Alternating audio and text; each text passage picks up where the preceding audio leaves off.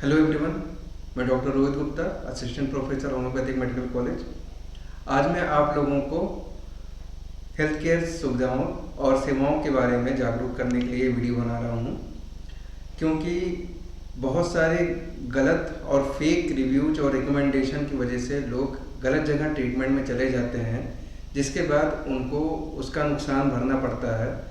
उनका बीमारी भी बढ़ जाता है, पैसे भी खर्च होते हैं और उनको सही इलाज नहीं मिलता है। तो ये जानकारी आज के इस वीडियो में दी जाएगी। अगर आप चैनल पर नए हैं तो चैनल को सब्सक्राइब करके नोटिफिकेशन बेल ऑन कर लीजिए। तो क्या है मामला, इसके बारे में बताता हूँ आपको विस्तार से। देखिए, हमारे हेल्थ केयर सिस्टम यानी जो चिकित्सा सेवाएं हैं, यानी जो ट्रीटमेंट का सिस्टम है, हम इसको सीधी भाषा में अगर बात करें कि जो मेडिकल ट्रीटमेंट का सिस्टम है, वो चाहे किसी भी पद्धति का हो, एलोपैथी हो, होम्योपैथी, आयुर्वेद, कहीं भी, वहाँ पे क्या किया जा रहा है। देखिए, बहुत धांधली चल रही है इस समय, कमीशन का, रिकमेंडेशन का, रेटिंग का।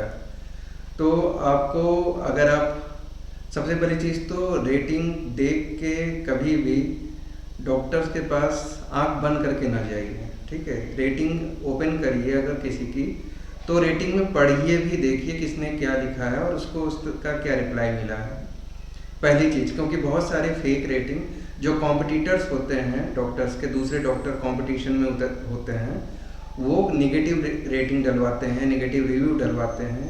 सेम यही चीज़ जब आप कोई सामान खरीदते हैं, कोई किताब खरीदते हैं, वहाँ पर भी यही सेम चीज़ होती है। इन लोगों को ट्रेस करना बहुत मुश्किल काम नहीं होता है, इन लोगों को ट्रेस किया जा सकता है। जैसे आज मेरी प्रोफाइल पे एक अननोन पर्सन ने नेगेटिव फीडबैक दिया, नेगेटिव रिव्यू दिया, जबकि वो पर्सन कभी मुझसे कोई सर्विस नहीं दिया, मेरा कोई प्रोडक्ट नहीं दिया।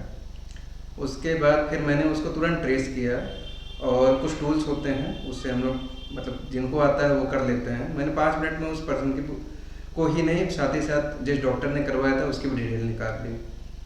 तो ये आज के टाइम में बहुत टफ काम नहीं रह गया है किसी की जानकारी निकालना।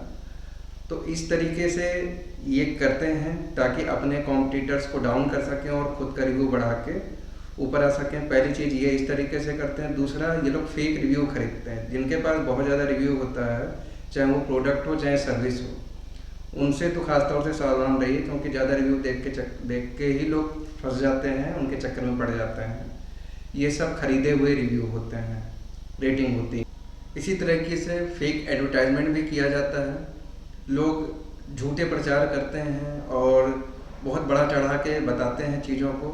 जिस चीज़ की उनके पास डिग्री नहीं होती है या जिस चीज़ में वो स्पेशलाइज नहीं होते हैं, उन चीज़ों को भी अपना स्पेशलाइजेशन बताते हैं।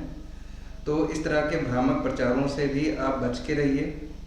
और आपको पता होना चाहिए कि पहले तो कौन कौन सी डिग्री है हमारे देश में डॉक्टर्स की, और किसको क्या लिखने का अधिकार है। दूसरी चीज़ कि कोई भी पद्धति हो, हर पद्धति के ऊपर एक सुपीरियर डिपार्टमेंट बैठा है गवर्नमेंट का, जो उन लोगों को कुछ भी अनाप शनाप अपने आप को स्पेशलाइज लिखने का, ऐसा करने से रोकता है।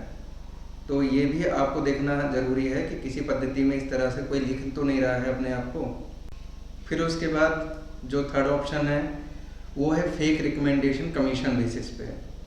ये ज़्यादातर होता है जो हॉस्पिटल, गवर्नमेंट हॉस्पिटल के लोअर कर्मचारी होते हैं वहाँ पे, या फिर जो डायग्नोस्टिक सेंटर होते हैं वहाँ पे इन लोग का कमीशन बंधा होता है।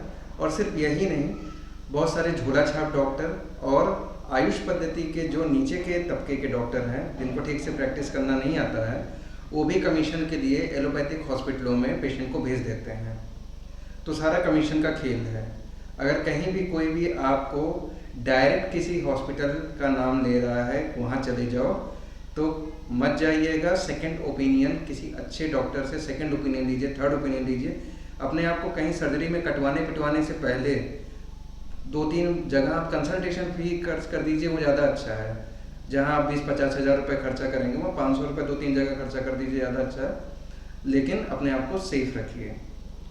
तो ये जानकारी आपको कैसी लगी कमेंट में ज़रूर बताइएगा, और ज़्यादा से ज़्यादा लोगों को ये शेयर करिएगा और वीडियो को लाइक ज़रूर करिएगा।